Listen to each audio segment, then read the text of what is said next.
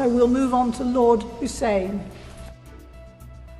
My Lords, I stand to support this SI, whilst drawing your Lordship's attention to Foreign and Commonwealth Office report of July 2020 named Human Rights and Democracy, that mentions countries with concerns of human rights abuses such as Bahrain, Maldives, Sudan, Egypt, and many more.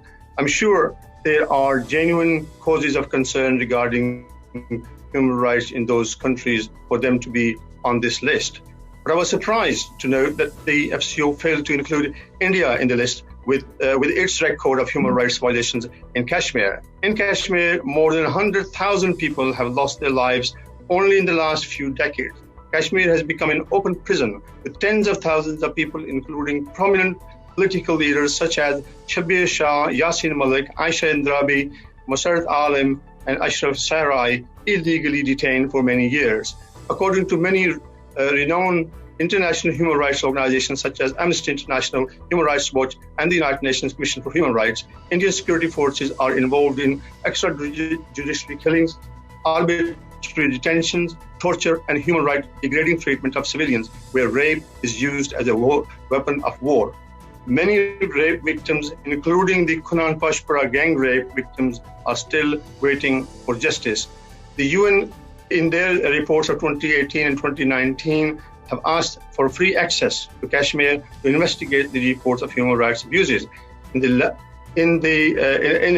latest report of June 2020, the UN chief urged Indian government to end torture and arbitrary arrest of minors, showing concern that 68 children in the region have been detained by Indian forces. The report also verified killing of 8 children and maiming of 7 by or during joint operations of Indian security forces.